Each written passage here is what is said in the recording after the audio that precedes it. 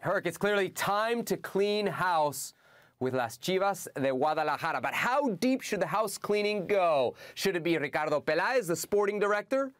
Should it be Ricardo Cadena, the head coach? Or should it be both?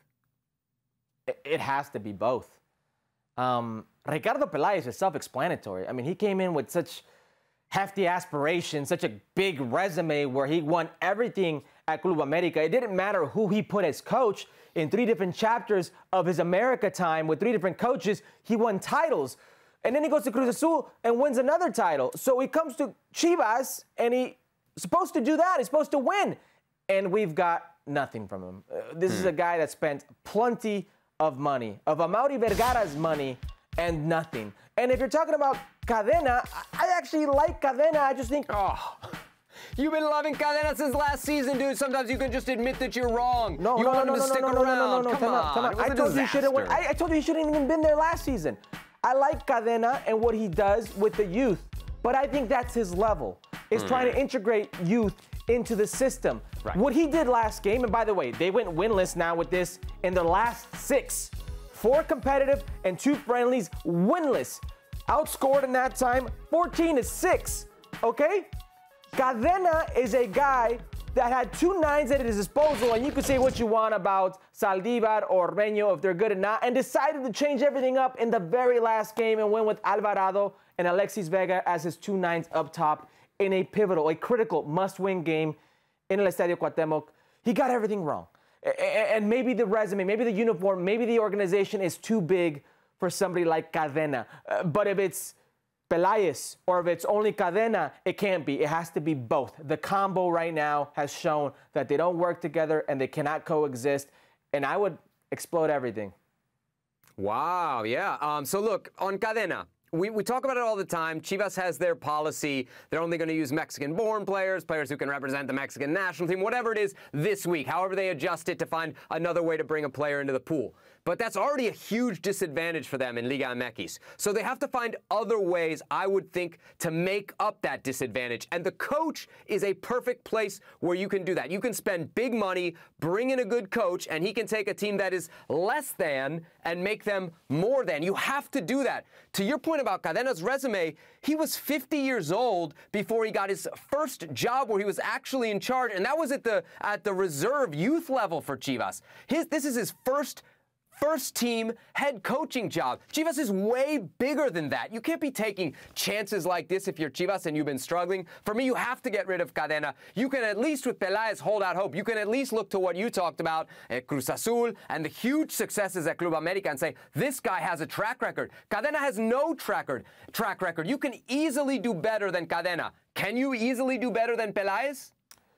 I mean, what has Peláez done for you? He literally let the owner handpick the coach. So that's your job. Why are you there? Then we're having another conversation about should the owner go. No. But if you're Peláez, what have you done to make this team better is what I'm trying to tell you. I mean, you sit there and let them do whatever they want with this team, so you have nowhere you have to go anyways. And he's been there for what, 4 years? 3.5, 4 years? No, 3 years? I don't know what they've gotten out of the time that Ricardo Peláez has been there. All right, so we're talking about guys in suits and track suits right now. Let's talk about the players because they have some guilt in all of this as well. Many signaling Alexis Vega as somebody who underperformed not just in the repechaje, but also this season overall. Herc, you agree with that? I do to an extent. I agree with that because if you look at the numbers, 3 goals, 4 assists isn't very impressive for a player that many say is one of the best in Liga MX. I mean, Larcamón went out and said, he went as far as saying he's top 3 in Liga MX as far as players. I don't share the same sentiment.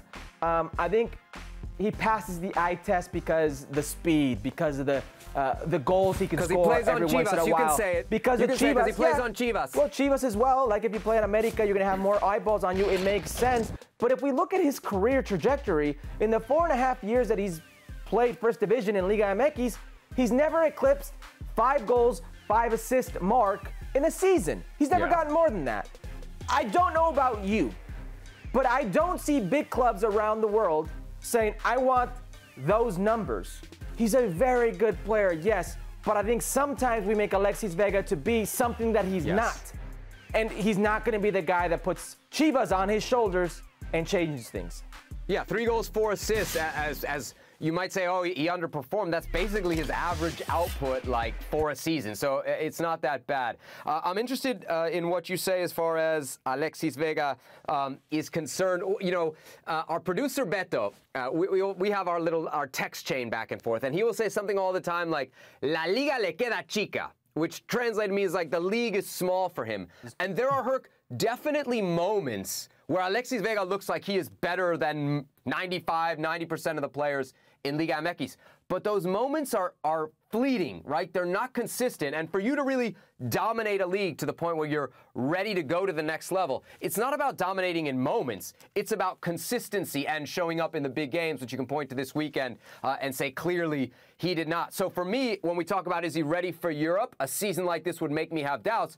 And if I spin it to the national team where they could definitely use an in-form Alexis Vega, they're definitely not going to have that at the World Cup now. No, it's going to be 41 days of Alexis Vega training, waiting to do something.